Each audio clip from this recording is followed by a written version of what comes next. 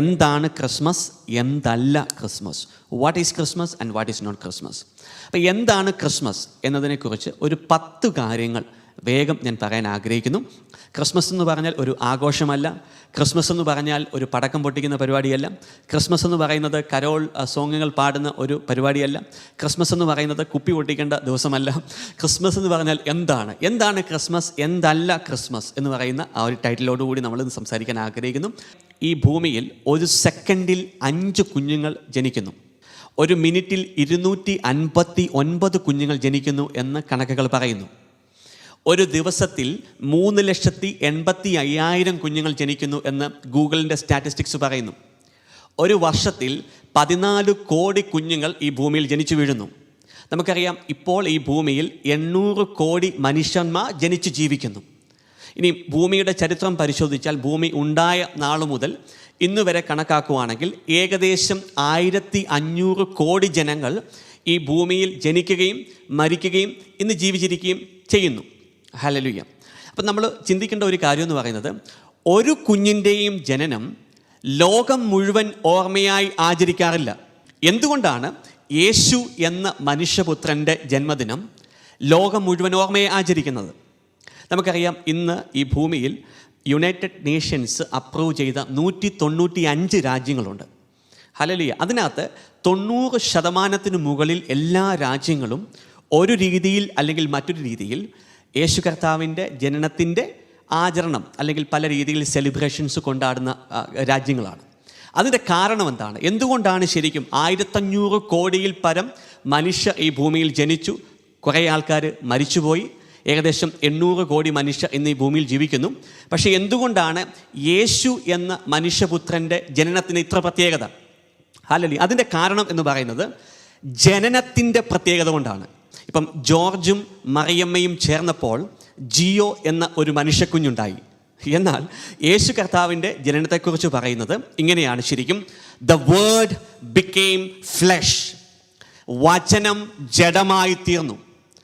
Hallelujah. ജോസഫും മേരിയും ചേർന്നപ്പോൾ യേശു ജനിച്ചു എന്നല്ല പറയുന്നത്, മറിച്ച് കർത്താവിൻ്റെ വചനം പറയുന്നത് വചനം മാംസം ധരിച്ചു. അത് ഗ്രീക്കിൽ എഴുതിയിരിക്കുന്നത് ഇങ്ങനെയാണ്: ഓ ലോക്കോസ് സാ എഗിനീറ്റോ എന്നാണ് ശരിക്കും ഗ്രീക്കിൽ പറയുന്നത്. അതായത് വചനം മാംസം ധരിച്ചു, വചനം എന്ത് ചെയ്തു? ജഡമായി തീർന്നു. The word became flesh. Hallelujah. യോഹന്നാന്റെ സുവിശേഷം 1-ാം അധ്യായത്തിൻ്റെ 14-ാമത്തെ വാക്യത്തിൽ പറയുന്നു, വചനം മാംസമായി നമ്മുടെ ഇടയിൽ വസിച്ചു, അവൻ്റെ മഹത്വം നമ്മൾ ദർശിച്ചു, കൃപയും സത്യവും നിറഞ്ഞതും പിതാവിൻ്റെ ഏകജാതൻ്റേതുമായ മഹത്വം. വചനം മാംസം ധരിച്ചു അല്ലെങ്കിൽ വചനം ജഡമായി തീർന്നു. ഹല്ലേലൂയ എന്ന് പറയുമ്പോൾ ആരാണ് ഈ വചനം? കാരണം വചനം ആരാന്ന് മനസ്സിലാക്കിയാലേ ജനിച്ചതാരാണെന്ന് മനസ്സിലാകൂ. യോഹന്നാന്റെ സുവിശേഷം 1-ാം അധ്യായത്തിൻ്റെ 1-ാം വാക്യത്തിൽ പറയുന്നു, വചനം ദൈവമായിരുന്നു. അപ്പോൾ ജനിച്ചതാരാണ്? ദൈവമാണ് ജനിച്ചത്. യോഹന്നാന്റെ സുവിശേഷം 1-ാം അധ്യായത്തിൻ്റെ 3-ാം വാക്യം പറയുന്നു, സമസ്തവും അവനിലൂടെ ഉണ്ടായി, ഒന്നും അവനെ കൂടാതെ ഉണ്ടായിട്ടില്ല. അപ്പോൾ ജനിച്ചതാരാണ്? എല്ലാത്തിൻ്റെയും സൃഷ്ടാവായ ദൈവം. ഹെബ്രായ ലേഖനം 11-ാം അധ്യായത്തിൻ്റെ 3-ാം വാക്യത്തിൽ പറയുന്നു, ദൈവത്തിൻ്റെ വചനത്താൽ ലോകം സൃഷ്ടിക്കപ്പെട്ടെന്നും കാണപ്പെടുന്നവ കാണപ്പെടാത്തവയിൽ നിന്നുണ്ടായി എന്നും വിശ്വാസം മൂലം നാം അറിയുന്നു. അപ്പോൾ ജനിച്ചതാരാണ് ശരിക്കും? ലോകത്തിൻ്റെ സൃഷ്ടാവായ ദൈവം. കൊളോസ്യ ലേഖനം 1-ാം അധ്യായത്തിൻ്റെ 15-ാം വാക്യം പറയുന്നു, അവൻ അദൃശ്യനായ ദൈവത്തിൻ്റെ പ്രതിരൂപവും എല്ലാ സൃഷ്ടികൾക്കും മുമ്പുള്ള ആദിജാതനാണ്. അപ്പോൾ ജനിച്ചതാരാണ് ശരിക്കും? അദൃശ്യനായ ദൈവം. അതിൻ്റെ 16-ാം വാക്യം പറയുന്നു, കാരണം അവൻ സ്വർഗത്തിലും ഭൂമിയിലുമുള്ള ദൃശ്യവും അദൃശ്യവുമായ എല്ലാ വസ്തുക്കളും സൃഷ്ടിക്കപ്പെട്ടു. സിംഹാസനങ്ങളോ ആധിപത്യങ്ങളോ അധികാരമോ ശക്തിയോ എന്തുമാകട്ടെ, എല്ലാം അവനിലൂടെയും അവനു വേണ്ടിയുമാണ് സൃഷ്ടിക്കപ്പെട്ടത്. അവനാണ് എല്ലാറ്റിനും മുമ്പുള്ളവൻ. അപ്പോൾ ജനിച്ചതാരാണ് ശരിക്കും? The alpha. അടുത്ത വചനം പറയുന്നു, അവനിൽ സമസ്തവും സ്ഥിതി ചെയ്യുന്നു. അപ്പോൾ ജനിച്ചതാരാണ്? തൻ്റെ ശക്തിയാൽ സകലത്തെയും താങ്ങി നിർത്തുന്നവൻ ജഡരൂപമെടുത്തു. അവൻ്റെ പേരാണ് യേശു. അദൃശ്യനായ ദൈവം മനുഷ്യൻ്റെ രൂപത്തിൽ സാദൃശ്യത്തിൽ ദൃശ്യമായി. അതാണ് യേശു. So who being the brightness of his glory. അപ്പോൾ ഈ ഗ്ലോറി എന്ന് പറയുന്ന വാക്ക്, ഒരു മഹത്വം എന്ന് പറയുന്ന വാക്ക്, ദൈവത്തിൻ്റെ എല്ലാ ആട്രിബ്യൂട്ട്സുകളെയും സമ്മറൈസ് ചെയ്ത ഒറ്റ വാക്കാണ് ശരിക്കും ഗ്ലോറി എന്ന് പറയുന്ന വാക്ക്. നമുക്കറിയാം ദൈവം സർവശക്തനാണ്, ദൈവം സർവവ്യാപിയാണ്, ഹല്ലേലൂയ, ദൈവം സർവജ്ഞാനിയാണ്. അങ്ങനെ ദൈവത്തിൻ്റെ വ്യത്യസ്ത ആട്രിബ്യൂട്ടുകൾ, ക്യാരക്ടേഴ്സ്, ദൈവത്തിൻ്റെ സ്വഭാവങ്ങളെല്ലാം തന്നെ സമ്മറൈസ് ചെയ്ത് ഒരു ഉപയോഗിക്കുന്ന വാക്കാണെന്ത്? മഹത്വം അല്ലെങ്കിൽ ഗ്ലോറി എന്ന് പറയുന്ന വാക്ക്. അപ്പോൾ ഇവിടെ പറയാണ് യേശു, അവൻ എന്താണ്? അവിടുത്തെ മഹത്വത്തിൻ്റെ തേജസ്സും, the brightness of his glory and the express image of his person. ഈ ലോകം മുഴുവൻ ഇന്ന് ഈ യേശു കർത്താവിൻ്റെ ജനനം ആചരിക്കാനുള്ള കാരണം, അല്ലെങ്കിൽ ജനനത്തിൻ്റെ ഓർമ്മ ആചരിക്കാനുള്ള കാരണം എന്ന് പറയുന്നത്, ഞാനും നിങ്ങളും ജനിച്ചതുപോലല്ല യേശു ജനിച്ചത്. വചനം മാംസമായി, വചനം ജഡരൂപമെടുത്തു. ആരാണ് ആ വചനം? സകലത്തെയും സൃഷ്ടിച്ച, സകലത്തിൻ്റെയും സൃഷ്ടാവായ ദൈവം. വചനം ദൈവമാകുന്നു എന്ന് ദൈവത്തിൻ്റെ വചനം തന്നെ നമ്മളോട് സംസാരിക്കുന്നു. ഹല്ലേലൂയ. അപ്പോൾ സാധാരണ ഒരു ചോദ്യം നമ്മുടെ ഉള്ളിൽ വരും. ആ ചോദ്യം ഇതാണ് ശരിക്കും: കാണപ്പെടുന്ന ലോകത്തെയും കാണപ്പെടാത്ത ലോകത്തെയും സൃഷ്ടിച്ച ആ മഹാശക്തിക്ക് മറിയം എന്ന് പറയുന്ന ഒരു സ്ത്രീയുടെ യൂട്രസിൻ്റെ ഉള്ളിൽ ഒരു മനുഷ്യക്കുഞ്ഞാകുവാൻ എങ്ങനെ സാധിക്കും? കാരണം എനിക്ക് ഭയങ്കര ചില സമയത്ത് ഇങ്ങനെ ചോദ്യങ്ങളൊക്കെ എൻ്റെ ഉള്ളിൽ ഇങ്ങനെ വരും. നമുക്കറിയാം നമ്മൾ മലയാളീസാണ്. നമ്മൾ മലയാളീസിൻ്റെ ഒരു പ്രധാന സ്വഭാവം എന്ന് പറയുന്നത് ആവശ്യത്തിനും അനാവശ്യത്തിനും ഒക്കെ നമ്മളിങ്ങനെ ചോദിച്ചുകൊണ്ടിരിക്കും അല്ലേ? അപ്പോൾ ഒരു മലയാളി ആയി പോയതുകൊണ്ട് അങ്ങനെ ഒരു സ്വഭാവം എനിക്കുമുണ്ട്.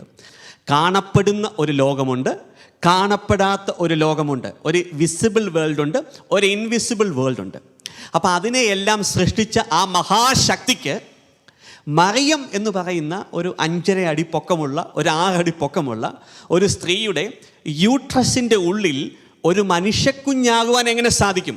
അപ്പോൾ എൻ്റെ ഉള്ളിൽ ഇങ്ങനെ ഈ ചോദ്യം, ഹല്ലേലൂയ, ഇങ്ങനെ ഡെവലപ്പ് ചെയ്ത സമയത്ത് അതിൻ്റെ ഉത്തരം കർത്താവ് പറഞ്ഞത് ഇതാണ് ശരിക്കും: all things are possible with God. Hallelujah. ദൈവത്തിന് അസാധ്യമായി എന്തെങ്കിലും ഉണ്ടോ? നിങ്ങൾക്കറിയാമോ, ഒരു വിത്തിൻ്റെ ഉള്ളിൽ 1,00,000 മരങ്ങളുള്ള ഒരു ഫോറസ്റ്റിനെ ഒളിപ്പിക്കുന്നവനാണ് ദൈവം. നമുക്കറിയാം, ഒരു ഫോറസ്റ്റ് നോക്കിക്കാം, ഫോറസ്റ്റിൽ വളർന്നു വന്ന മരങ്ങളൊക്കെ ആദ്യം എന്താണ് ശരിക്കും? അതൊരു വിത്തിനകത്തുണ്ടായിരുന്നു.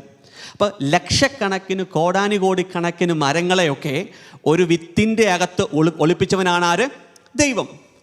ആദം എന്ന ഒറ്റ മനുഷ്യൻ്റെ ഉള്ളിൽ 1500 കോടിയിൽ പരം മനുഷ്യരെ ഒളിപ്പിച്ചവനാണ് ദൈവം. ഹല്ലേലൂയ. തൻ്റെ വചനത്തിനകത്ത്, തൻ്റെ വാക്കിനകത്ത് കോടാനുകോടി ഗാലക്സികളെ ഒളിപ്പിച്ചവനാണ് ദൈവം.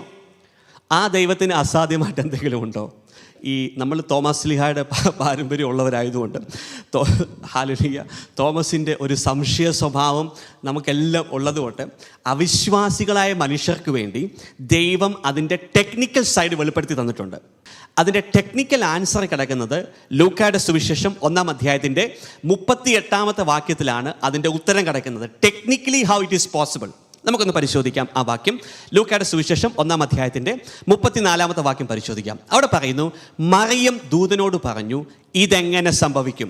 ഞാൻ പുരുഷനെ അറിയുന്നില്ലല്ലോ. അപ്പം മറിയത്തിൻ്റെ ചോദ്യം വളരെ ജെനുവിനായിട്ടുള്ളൊരു ചോദ്യമാണ്. കാരണം ഒരു പുരുഷൻ്റെ ബീജമില്ലാതെ എങ്ങനെ ഒരു കുഞ്ഞുണ്ടാകും എന്നാണ് ശരിക്കും മറിയം ദൂതനോട് ചോദിക്കുന്നത്. ദൂതൻ പറഞ്ഞ മറുപടിയാണ് ശരിക്കും എങ്ങനെയാണ് സർവ്വപ്രപഞ്ചത്തിൻ്റെയും സൃഷ്ടാവായ, ഹല്ലേലൂയ, സർവശക്തനായ ദൈവത്തിന് എങ്ങനെയാണ് ഒരു സ്ത്രീയുടെ ഉദരത്തിലേക്ക് പ്രവേശിക്കാൻ സാധിക്കുന്നത്, അല്ലെങ്കിൽ ഒരു കുഞ്ഞാകാൻ സാധിക്കുന്നത്? അതിൻ്റെ ഉത്തരമാണ് ശരിക്കും ലൂക്കായുടെ സുവിശേഷം 1-ാം അധ്യായത്തിൻ്റെ 34-ാം വാക്യം. ദൂതൻ മറുപടി പറഞ്ഞു, പരിശുദ്ധാത്മാവ് നിൻ്റെ മേൽ വരും, അത്യുന്നതൻ്റെ ശക്തി നിൻ്റെ മേൽ ആവസിക്കും, അപ്പോൾ എല്ലാം സാധിക്കും. ആകയാൽ ജനിക്കാൻ പോകുന്ന ശിശു പരിശുദ്ധൻ അല്ലെങ്കിൽ ദൈവപുത്രൻ എന്ന് വിളിക്കപ്പെടും. പ്രിയപ്പെട്ട ദൈവമക്കളെ, അപ്പോൾ ക്രിസ്മസ് എന്ന് പറയുന്ന എന്താണ് ശരിക്കും ക്രിസ്മസ്? ഒന്ന്, വചനം ജഡം ധരിച്ച്, വചനം മാംസം ധരിച്ച് യേശു എന്ന പേരിൽ ഈ ഭൂമിയിലേക്ക് ജനിച്ചു വീണതിൻ്റെ ആചരണമാണ് ശരിക്കും ക്രിസ്മസ് എന്ന് പറയുന്നത്. രണ്ടാമത് ക്രിസ്മസിനെ കുറിച്ചുള്ള ഡെഫിനിഷൻ ഇതാണ് ശരിക്കും: ദൈവത്തിൻ്റെ രൂപത്തിലായിരുന്നവൻ ദാസന്റെ രൂപം ധരിച്ച് മനുഷ്യൻ്റെ സാദൃശ്യത്തിലായിത്തീർന്ന ദിവസത്തിൻ്റെ ഓർമ്മയാചരണമാണ് ക്രിസ്മസ്. നമുക്കെടുക്കാം ഫിലിപ്പിയ ലേഖനം 2-ാം അധ്യായത്തിൻ്റെ 6-ാം വാക്യം പറയുന്നു, അവൻ ദൈവത്തിൻ്റെ രൂപത്തിലായിരുന്നെങ്കിലും ദൈവത്തോടുള്ള സമാനത നിലനിർത്തേണ്ട ഒരു കാര്യമായി പരിഗണിച്ചില്ല. തന്നെ തന്നെ ശൂന്യനാക്കിക്കൊണ്ട് ദാസൻ്റെ രൂപം സ്വീകരിച്ച് മനുഷ്യരുടെ സാദൃശ്യത്തിലായി തീർന്നു. ആകൃതിയിൽ മനുഷ്യനെ പോലെ കാണപ്പെട്ടു എന്ന് മാത്രമേ ഉള്ളൂ. അപ്പോൾ ക്രിസ്മസ് എന്താണ് ക്രിസ്മസ്? ക്രിസ്മസ് എന്ന് പറയുന്നത് ദൈവത്തിൻ്റെ രൂപത്തിലായിരുന്നവൻ ദാസൻ്റെ രൂപം ധരിച്ച് മനുഷ്യൻ്റെ സാദൃശ്യത്തിലായി തീർന്ന ദിവസത്തിൻ്റെ ഓർമ്മയാചരണമാണ് ക്രിസ്മസ്. മൂന്നാമത്തെ കാര്യം എന്ന് പറയുന്നത്, വിശ്വസിക്കുന്ന ഒരുവൻ പോലും നശിച്ചു പോകാതെ രക്ഷ പ്രാപിക്കുവാൻ ദൈവം തൻ്റെ ഏകജാതനെ ദാനമായി നൽകിയ ദിനമാണ് ക്രിസ്മസ്. എടുക്കാം യോഹന്നാന്റെ സുവിശേഷം 3-ാം അധ്യായത്തിൻ്റെ 16-ാമത്തെ വാക്യം. അവിടെ പറയുന്നു, എന്തെന്നാൽ അവനിൽ വിശ്വസിക്കുന്ന ഏവനും നശിച്ചു പോകാതെ നിത്യജീവൻ പ്രാപിക്കുന്നതിന് വേണ്ടി തൻ്റെ ഏകജാതനെ നൽകുവാൻ തക്കവിധം ദൈവം ലോകത്തെ അത്രമാത്രം സ്നേഹിച്ചു. പ്രിയപ്പെട്ട ദൈവമക്കളെ, യേശുവിൽ വിശ്വസിക്കാത്ത സകലരുടെയും മേൽ ദൈവത്തിൻ്റെ ക്രോധം വെളിപ്പെടുന്ന ദിനങ്ങളാണ് ശരിക്കും വരാൻ പോകുന്നത്. അതുകൊണ്ട് വചനം പറയുന്നത് ഇതാണ് ശിക്ഷാവിധി. പ്രകാശം ലോകത്തിലേക്ക് വന്നു, എന്നിട്ടും മനുഷ്യർ പ്രകാശത്തേക്കാൾ അധികമായി എന്ത് ചെയ്തു? അന്ധകാരത്തെ സ്നേഹിക്കുന്നു. കാരണം അവരുടെ പ്രവൃത്തികൾ തിന്മ നിറഞ്ഞതായിരിക്കുന്നു. ഹല്ലേലൂയ. സോ വിശ്വസിക്കുന്ന ഒരുവൻ പോലും നശിച്ചു പോകാതെ സകലരും രക്ഷ പ്രാപിക്കുവാൻ വേണ്ടി ദൈവപുത്രനായ യേശു എന്ത് ചെയ്തു? മനുഷ്യ രൂപമെടുത്ത്, ജഡരൂപമെടുത്ത് പിതാവ് എന്ത് ചെയ്തു? യേശുവിനെ, ഏകജാതനെ ദാനമായി നൽകിയ ദിനമാണ് ശരിക്കും ക്രിസ്മസ് എന്ന് പറയുന്നത്. ഇനിയും എന്താണ് ക്രിസ്മസ്? 4-ാമത്തെ ഡെഫിനിഷൻ എന്താണ് ക്രിസ്മസ് എന്ന് പറഞ്ഞാൽ? 4-ാമത്തെ കാര്യം എന്താണ്? ശ്രദ്ധിച്ചു കേട്ടെ. ആകാശത്തിൻ്റെ കീഴിൽ ഭൂമിയിൽ മനുഷ്യരുടെ രക്ഷയ്ക്കായി നൽകപ്പെട്ട ഏകനാമം വഹിക്കുന്ന യേശു എന്ന ദൈവപുത്രൻ ജനിച്ച ദിവസത്തിൻ്റെ ഓർമ്മയാണ് ക്രിസ്മസ്. അപ്പോസ്തല പ്രവൃത്തികൾ 16-ാം അധ്യായത്തിൻ്റെ 25-ാമത്തെ വാക്യം നമുക്ക് നടക്കാം. അവിടെ നമുക്ക് കാണാം, അർദ്ധരാത്രിയോടടുത്ത് പൗലോസും സീലാസും കീർത്തനം പാടി ദൈവത്തെ സ്തുതിക്കുകയാണ്. അപ്പോൾ എന്ത് ചെയ്തു? തടവുകാർ അത് കേട്ടുകൊണ്ടിരിക്കുന്ന സമയത്ത് വലിയൊരു ഭൂകമ്പമുണ്ടായി. അപ്പോൾ ഈ ഒരു കാവൽക്കാരനുണ്ടായിരുന്നു ആ ഒരു തടവറയ്ക്ക്. അപ്പോൾ ഇവരുടെ എല്ലാം ചങ്ങലകളൊക്കെ പൊട്ടിമാറി. ഈ ഭൂകമ്പം ഉണ്ടായപ്പോൾ ഈ കാവൽക്കാരൻ ചിന്തിച്ചത്, ഇവരെല്ലാം ഈ തടവുകാരെല്ലാം രക്ഷപ്പെട്ടു, ഇനി എൻ്റെ പണി പോകും, ഹല്ലേലൂയ, എൻ്റെ കഴുത്തറക്കും എന്ന് അവൻ വിചാരിക്കുന്ന സമയത്ത് അവൻ തന്നെ എന്താണ് ഹല്ലേലൂയ അവൻ ആത്മഹത്യക്കൊരുങ്ങുന്ന സമയത്ത് പൗലോസ് പറഞ്ഞ ആ തടവുകാരനോട് പറഞ്ഞു, ആ ഒരു കാരാഗ്രഹ കാവൽക്കാരനോട് പറഞ്ഞു, നിങ്ങൾ അവിവേകമൊന്നും കാണിക്കരുത്, ഞങ്ങൾ ഇവിടെ തന്നെയുണ്ട് എന്ന് പറഞ്ഞ സമയത്ത് ആ കാവൽക്കാരൻ പൗലോസിനോട് ചോദിക്കുന്ന ഒരു ചോദ്യമുണ്ട്, യജമാനന്മാരെ രക്ഷ പ്രാപിക്കാൻ ഞാൻ എന്തു ചെയ്യണം? അപ്പോൾ പൗലോസ് പറഞ്ഞൊരു ഉത്തരമുണ്ട്. ആ ഉത്തരം ഇതാണ് ശരിക്കും, കർത്താവായ യേശുവിൽ വിശ്വസിക്കുക, നീയും നിൻ്റെ കുടുംബവും രക്ഷ പ്രാപിക്കും. പ്രിയപ്പെട്ട ദൈവമക്കളെ, ആകാശത്തിൻ്റെ കീഴിൽ ഈ ഭൂമിയിൽ മനുഷ്യരുടെ ഇടയിൽ രക്ഷയ്ക്ക് വേണ്ടി നൽകപ്പെട്ട ഒരേ ഒരു നാമം, ഏകനാമം, യേശു എന്ന നാമം, അത് വഹിക്കുന്ന മനുഷ്യപുത്രൻ, ദൈവപുത്രൻ ജനിച്ച ദിവസമാണ് ക്രിസ്മസ്. 5-ാമത്തെ ആ പോയിന്റ് പറയാൻ പോവാണ്. എന്താണ് ക്രിസ്മസ്? ക്രിസ്മസിൻ്റെ മറ്റൊരു ഡെഫിനിഷൻ, ജീവൻ നൽകുന്ന അപ്പമാകുവാൻ ദൈവപുത്രൻ മനുഷ്യപുത്രനായ ദിവസമാണ് ക്രിസ്മസ്. യോഹന്നാന്റെ സുവിശേഷം 6-ാം അധ്യായത്തിൻ്റെ 32-ാമത്തെ വാക്യത്തിൽ പറയുന്നു, എന്തെന്നാൽ ദൈവത്തിൻ്റെ അപ്പം സ്വർഗത്തിൽ നിന്നിറങ്ങി വന്ന് ലോകത്തിന് ജീവൻ നൽകുന്നതത്രേ. അപ്പോൾ അവർ യേശുവിനോട് പറഞ്ഞു, ഈ അപ്പം ഞങ്ങൾക്ക് നൽകണമേ. അപ്പോൾ യേശു പറഞ്ഞൊരു മറുപടി ഉണ്ട് ശരിക്കും. യേശു പറഞ്ഞു, ഞാനാണ് ജീവൻ്റെ അപ്പം, എൻ്റെ അടുത്ത് വരുന്നവനെ ഒരിക്കലും വിശക്കുകയില്ല, എന്നിൽ വിശ്വസിക്കുന്നവനെ ഒരിക്കലും ദാഹിക്കുകയുമില്ല. വീണ്ടും യേശു കർത്താവ് അതിൻ്റെ 48-ാമത്തെ വചനത്തിൽ പറയുന്നൊരു കാര്യമുണ്ട്, ഹല്ലേലൂയ, ഞാൻ ജീവൻ്റെ അപ്പമാണ്. നിങ്ങളുടെ പിതാക്കന്മാർ മരുഭൂമിയിൽ വെച്ച് മന്ന ഭക്ഷിച്ചു, എങ്കിലും അവ മരിച്ചുപോയി. എന്നിട്ട് യേശു പറയുകയാണ്, ഇതാകട്ടെ, ഞാനാകട്ടെ മനുഷ്യ ഭക്ഷിക്കുന്നതിനു വേണ്ടി സ്വർഗത്തിൽ നിന്നിറങ്ങിയ അപ്പമാണ്. ഇത് ഭക്ഷിക്കുന്നവൻ മരിക്കുകയില്ല. സ്വർഗത്തിൽ നിന്നിറങ്ങിയ ജീവനുള്ള അപ്പം ഞാനാണ്. ആരെങ്കിലും ഈ അപ്പത്തിൽ നിന്ന് ഭക്ഷിച്ചാൽ അവൻ എന്നേക്കും ജീവിക്കും. ലോകത്തിൻ്റെ ജീവന് വേണ്ടി ഞാൻ നൽകുന്ന അപ്പം എൻ്റെ ശരീരമാണ്. സോ പ്രിയപ്പെട്ട ദൈവമക്കളെ, ക്രിസ്മസ് എന്ന് പറയുന്നത് ജീവൻ നൽകുന്ന അപ്പമാകുവാൻ ദൈവപുത്രൻ മനുഷ്യപുത്രനായ ദിവസത്തിൻ്റെ ഓർമ്മ ആചരിക്കുന്ന ദിനമാണ് ശരിക്കും ക്രിസ്മസ് എന്ന് പറയുന്നത്.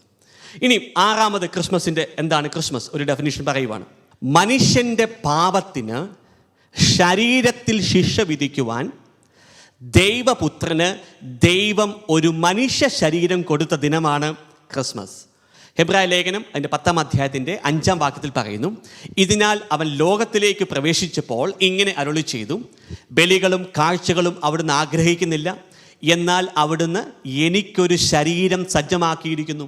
അപ്പോൾ പിതാവ് പുത്രന് വേണ്ടി ഒരു ശരീരം സജ്ജമാക്കിയിരിക്കുന്നു. ഹല്ലേലൂയ. അപ്പോൾ പുത്രന് വേണ്ടി സജ്ജമാക്കപ്പെട്ട ആ ശരീരം പിതാവ് പുത്രന് കൊടുത്ത, ഹല്ലേലൂയ, പുത്രനെ അയച്ച ദിവസമാണ് ശരിക്കും എന്ത്?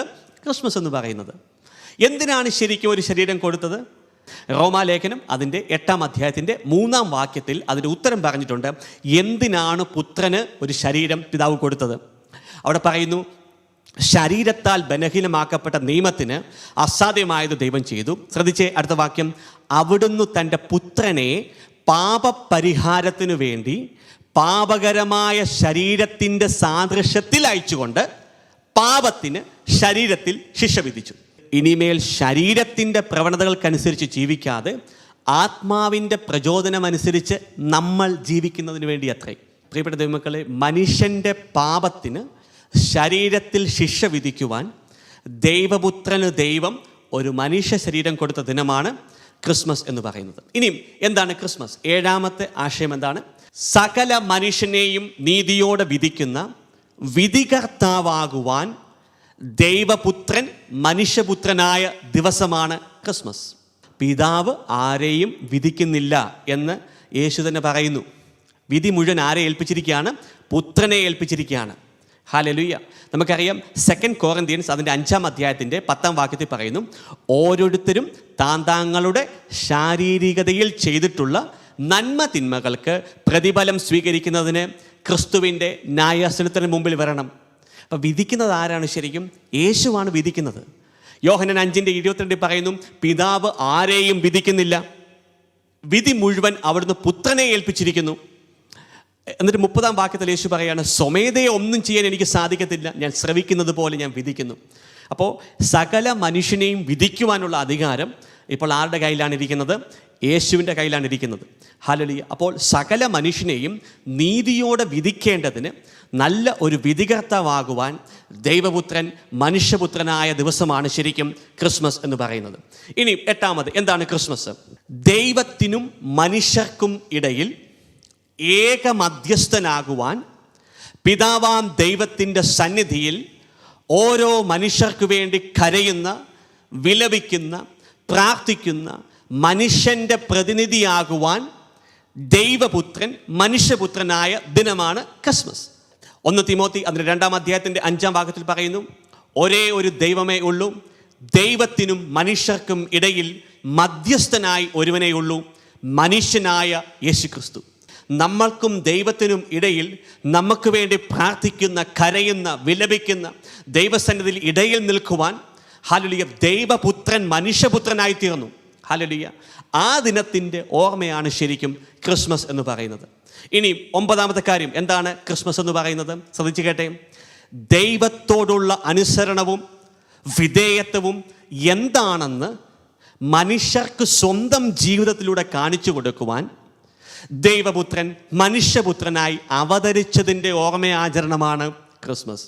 ഹെബ്രായ ലേഖനം 5-ാം അധ്യായത്തിൻ്റെ 7-ാം വാക്യത്തിൽ പറയുന്നു, തൻ്റെ ഐഹിക കാല ജീവിതത്തിൽ ക്രിസ്തു മരണത്തിൽ നിന്ന് തന്നെ രക്ഷിക്കാൻ കഴിവുള്ളവന് കണ്ണീരോടും വലിയ വിലാപത്തോടും കൂടെ പ്രാർത്ഥനകളും യാചനകളും സമർപ്പിച്ചു. അവൻ്റെ ദൈവഭയം മൂലം അവൻ്റെ പ്രാർത്ഥന കേട്ടു. എന്നിട്ട് പറയുകയാണ്, ശരിക്കും പുത്രനായിരുന്നിട്ടും ദൈവത്തോട് സമനായിരുന്നിട്ടും ദൈവത്തിൻ്റെ എല്ലാ ക്വാളിഫിക്കേഷൻസും ക്വാളിറ്റീസും ഉണ്ടായിരുന്നിട്ടും പറയുവാണ് ശരിക്കും തൻ്റെ സഹനത്തിലൂടെ അവൻ അനുസരണം അഭ്യസിച്ചു.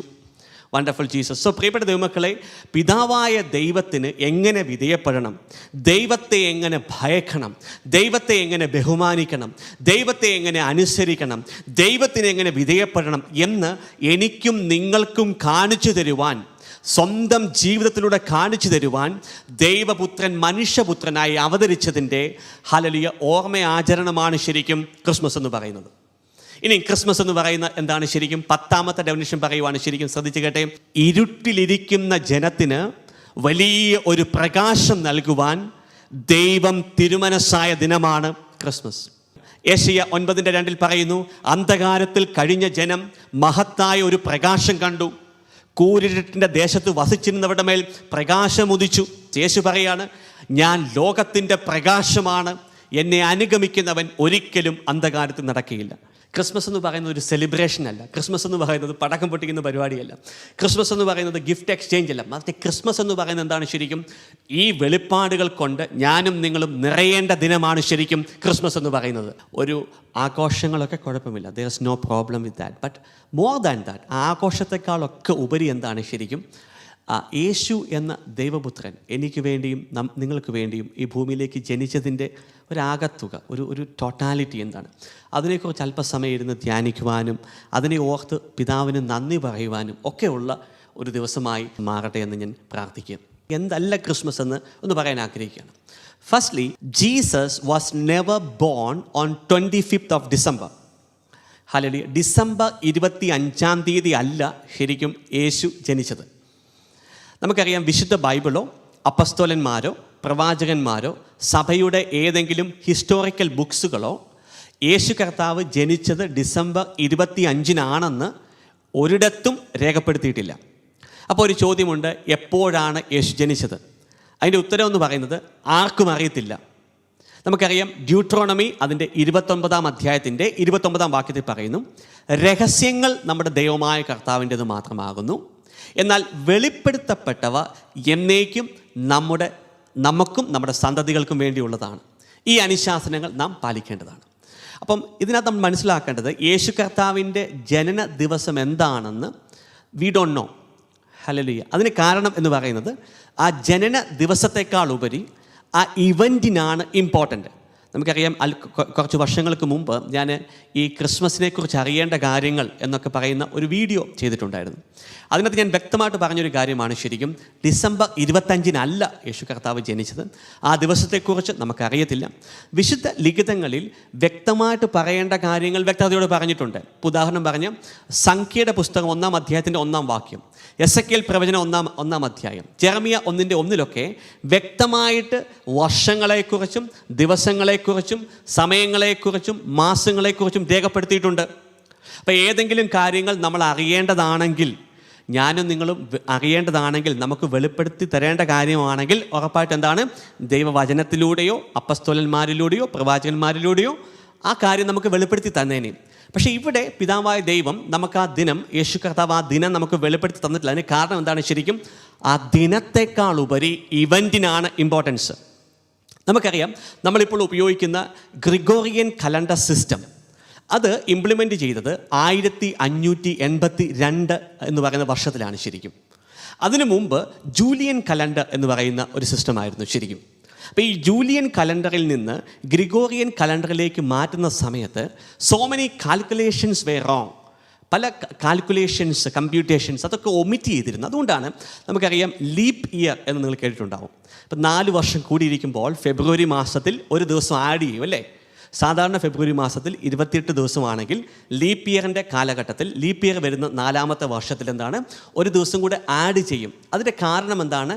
അതിൻ്റെ കാരണം എന്ന് പറയുന്നത്, ഈ ജൂലിയൻ കലണ്ടറിൽ നിന്ന് ഗ്രിഗോറിയൻ കലണ്ടറിലേക്ക് ട്രാൻസ്ലേറ്റ് ചെയ്തപ്പോൾ, അല്ലെങ്കിൽ ആ കമ്പ്യൂട്ടേഷൻ ചെയ്ത സമയത്ത് സോ മെനി തിങ്സ് വേ മിസ്കാൽക്കുലേറ്റഡ്, വൊമിറ്റഡ്. അപ്പോൾ അതിൻ്റെ അഡ്ജസ്റ്റ്മെൻറ്റിന് വേണ്ടിയാണ് ശരിക്കും ഇങ്ങനെയുള്ള കാര്യങ്ങൾ ചെയ്തത്. അതുകൊണ്ട് തന്നെ പ്രിയപ്പെട്ട ദൈവമക്കളെ, നമ്മൾ എത്ര തലകുത്തി നിന്നെന്ന് പറഞ്ഞാലും you will not get the exact date of the Lord Jesus birth. ദിനത്തെക്കാൾ ഉപരി ഏറ്റവും ഇമ്പോർട്ടൻ്റ് എന്താണ്? ഇവൻറ്റിനാണ്. യേശു എന്ന ദൈവപുത്രൻ ജനിച്ചു എന്നതിനാണ് ശരിക്കും സ്വർഗം വില കൽപ്പിക്കുന്നത്. എന്തായിരുന്നു ഡിസംബർ 25 എന്ന് പറയുന്നത്? എങ്ങനെയാണ് ശരിക്കും ഈ ഡിസംബർ 25 എന്ന് പറയുന്നത് ക്രിസ്മസിൻ്റെ അല്ലെങ്കിൽ യേശു കർത്താവിൻ്റെ ജനനത്തോട് ബന്ധപ്പെട്ടുള്ള ആഘോഷമായി എങ്ങനെയാണ് മാറിയത്? ഈ ക്രിസ്തീയ സമൂഹത്തിനിടയ്ക്ക് ഈ ക്രിസ്മസ് ആഘോഷം എങ്ങനെയാണ് വന്നത്? അത് മനസ്സിലാക്കണമെങ്കിൽ നമ്മൾ അല്പം ഒരു ഹിസ്റ്ററി പഠിച്ചാൽ അത് വ്യക്തമായിട്ട് മനസ്സിലാക്കാവുന്നതേ ഉള്ളൂ. അവിടെ പറയുന്നത് എന്താണെന്ന് വെച്ച് കഴിഞ്ഞാൽ, സാറ്റർനേലിയ എന്ന് പറയുന്ന ഒരു റോമൻ ഫെസ്റ്റിവലുണ്ട്. 7 ദിവസം നീണ്ടു നിൽക്കുന്ന ഒരു ഫെസ്റ്റിവലാണ്. അതിനെ വിളിക്കുന്ന പേരെന്ന് പറയുന്നത് സാറ്റർനേലിയ എന്നാണ്. നമുക്കറിയാം, കേരളത്തിൽ നമ്മൾ ഓണം എന്ന് പറയുന്ന ഫെസ്റ്റിവൽ ആഘോഷിക്കാറുണ്ടല്ലേ? അതുപോലെ റോമൻ കൾച്ചറിൽ ആഘോഷിച്ചിരുന്ന 7 ദിവസത്തെ വിൻ്റർ ഫെസ്റ്റിവലിനെ വിളിക്കുന്ന പേരാണ് സാറ്റർനേലിയ എന്ന് പറയുന്നത്.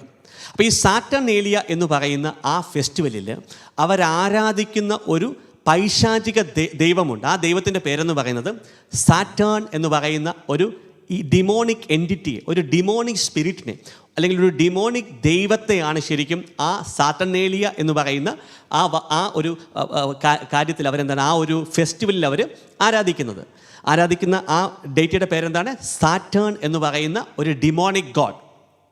അതിനെ വിളിക്കുന്ന പേരെന്ന് പറയുന്നത് God of agriculture and vegetation എന്നാണ് വിളിക്കുന്നത്. God of agriculture and vegetation. നമുക്ക് ഈസി ആയിട്ട് റിലേറ്റ് ചെയ്യാൻ സാധിക്കും. നമുക്കറിയാം, ഓണം നമ്മൾ ആഘോഷിക്കാറുണ്ട്. ഇപ്പോൾ ഓണം എന്ന് പറയുമ്പോൾ തന്നെ അതിൻ്റെ പിന്നിലും എന്തുണ്ട്? ആത്മീയ കണക്ഷൻസ് ഉണ്ട്.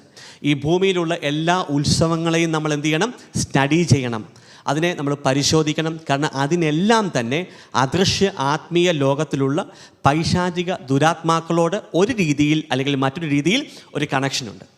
സോ ആരാണ് ശരിക്കും ഈ ക്രിസ്തീയ സമൂഹത്തിൻ്റെ ഇടയിൽ ഈ യേശുവിൻ്റെ ജനനം ഡിസംബർ 25 ആഘോഷിക്കുന്ന കൾച്ചർ ഇംപ്ലിമെൻ്റ് ചെയ്ത ആരാണ് ശരിക്കും? സാത്താനാണ് ഇംപ്ലിമെൻ്റ് ചെയ്തത്. ഇപ്പം നിങ്ങൾ ഗൂഗിളിൽ പോയിട്ട്, ഞാൻ പറഞ്ഞത് നിങ്ങൾ വിശ്വസിക്കേണ്ട കാര്യമില്ല, നിങ്ങൾ ഗൂഗിളിൽ പോയിട്ട് ഹൗ ക്രിസ്മസ് സ്റ്റാർട്ടഡ് എന്ന് ഗൂഗിളിൽ ടൈപ്പ് ചെയ്യണം. ഈ ശുശ്രൂഷ കഴിഞ്ഞിട്ട് എല്ലാ മക്കളും പോയി ടൈപ്പ് ചെയ്യേണ്ട ഒരു സ്റ്റേറ്റ്മെൻറ്റ് എന്താണ്? ഗൂഗിളിൽ പോയി ടൈപ്പ് ചെയ്യണം, ഹൗ ക്രിസ്മസ് സ്റ്റാർട്ടഡ്. അതിന് ഗൂഗിളിന് നമ്മളെക്കാളും ബോധമുണ്ട്. അപ്പോൾ ഗൂഗിൾ അതിന് തരുന്ന ഒരു മറുപടി ഇതാണ്. ആ മറുപടി ഞാൻ നിങ്ങളുടെ ഉള്ളിൽ വായിക്കാൻ പോകുന്നത്. നിങ്ങൾക്കും അത് ചെക്ക് ചെയ്യാം. ഇങ്ങനെയാണ് സംസാരിക്കുന്നത്. ഹൗ ക്രിസ്മസ് സ്റ്റാർട്ടഡ് എന്ന് പറയുന്നതിൻ്റെ ഉത്തരം ഇതാണ് ശരിക്കും ഗൂഗിൾ തരുന്നത്.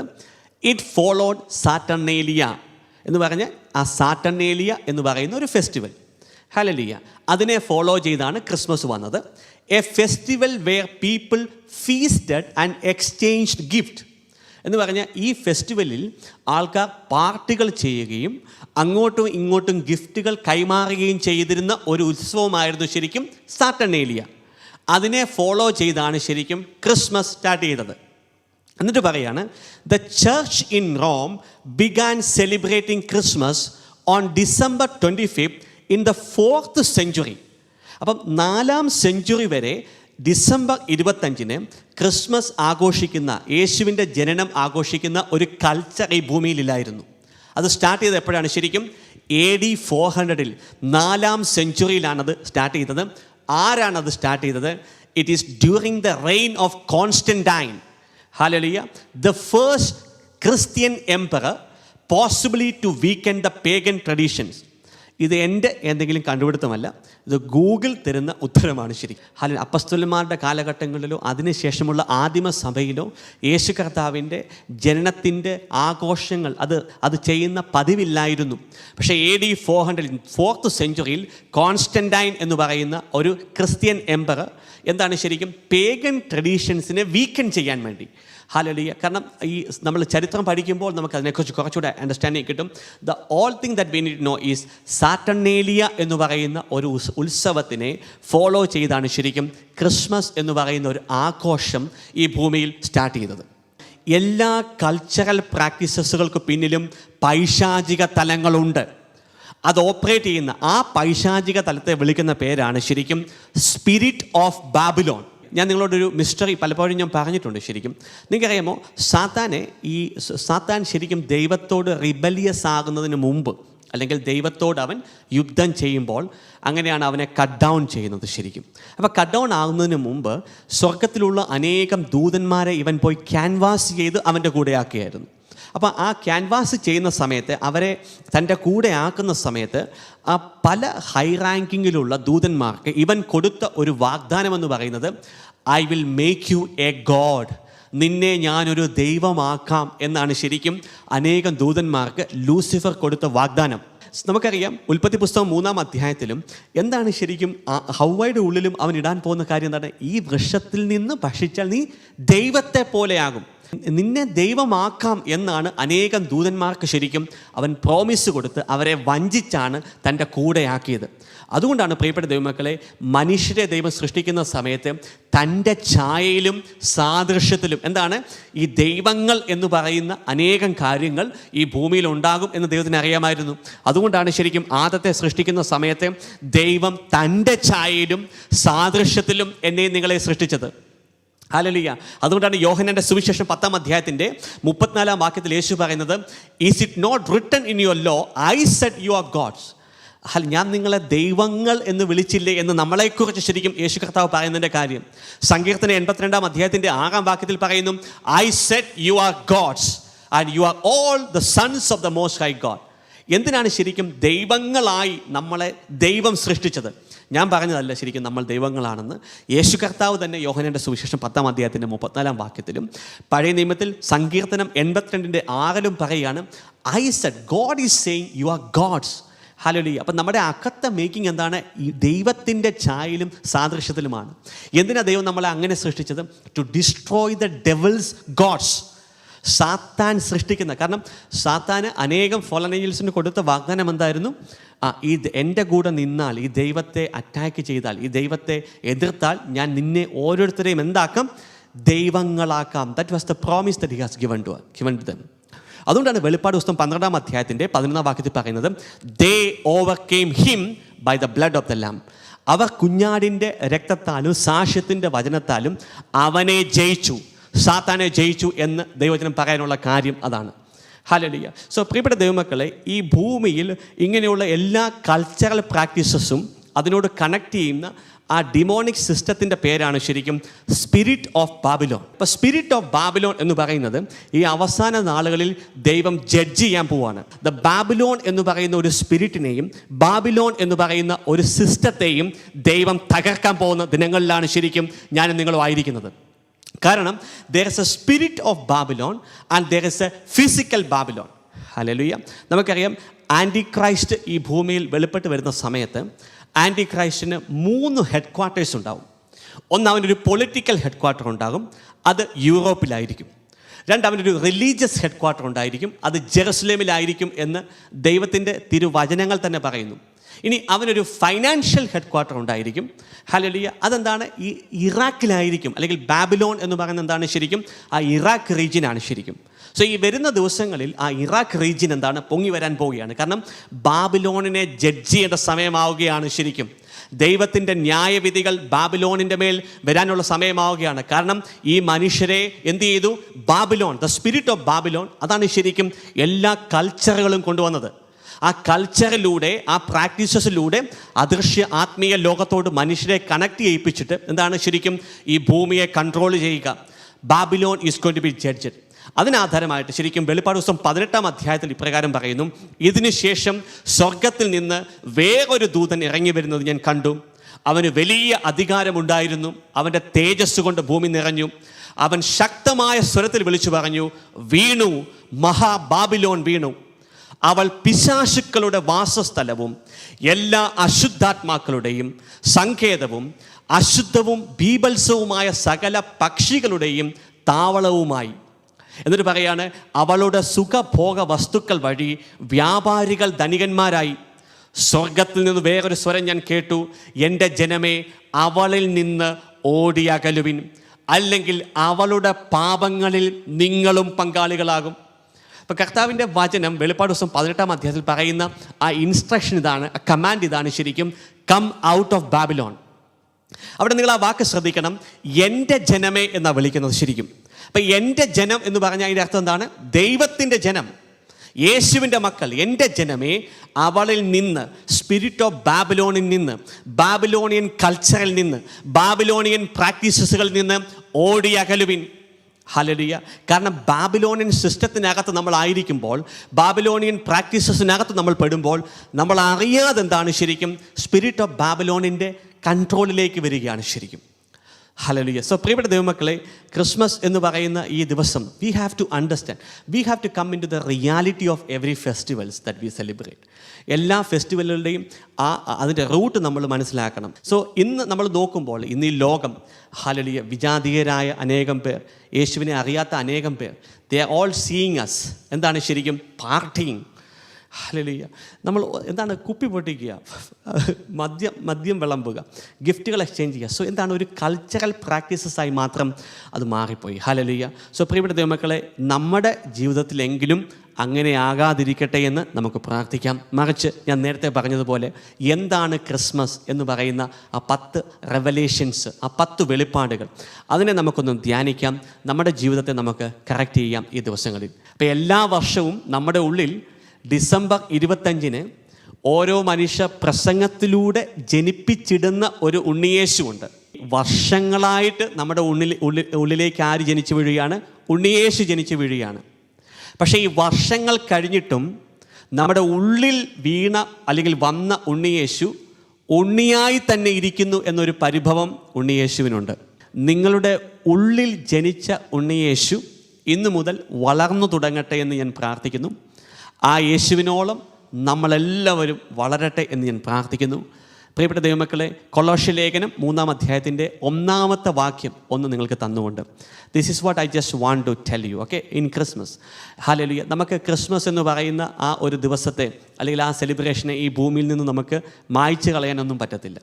മറിച്ച് നമുക്കെന്താണ്? ഒരു ദിവസം യേശു എന്ന ദൈവപുത്രൻ എന്തിനാണ് ഈ ഭൂമിയിൽ എനിക്ക് വേണ്ടി മനുഷ്യനായി ജനിച്ചത് എന്നൊരു അണ്ടർസ്റ്റാൻഡിങ്, ഒരു റിഫ്ലക്ഷൻ, അത് നമുക്ക് പോസിബിളാണ്. മാത്രമല്ല, നമുക്കറിയാവുന്നവരോട് നമുക്ക് പറഞ്ഞു കൊടുക്കാം, ഇതൊക്കെയാണ് ശരിക്കും ക്രിസ്മസ് എന്ന് പറയുന്നത്.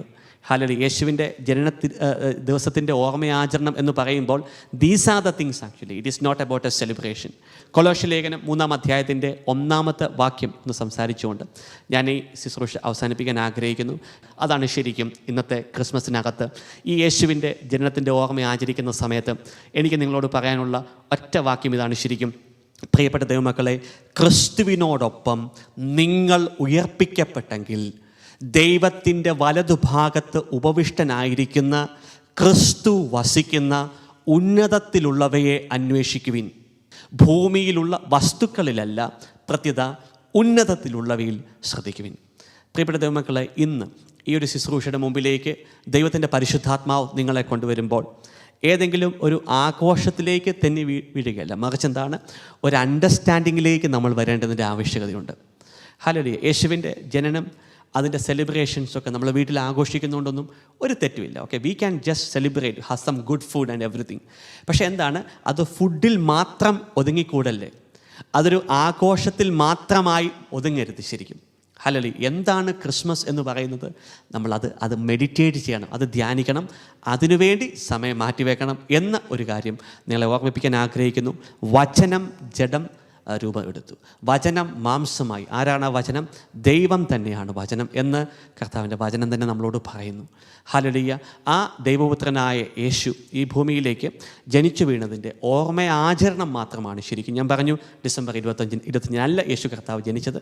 സോ ഒരു ദിവസം ദൈവം നമുക്ക് ദാനമായി നാളെ നൽകുമ്പോൾ ഈ റെവലേഷനുകൾ, ഈ അണ്ടർസ്റ്റാൻഡിങ്ങുകൾ അത് ചേർത്ത് വെച്ച് അല്പസമയം പ്രാർത്ഥനയിലൂടെ ആയിരിക്കുവാനും നിങ്ങൾ ശ്രദ്ധിച്ചാട്ടെ.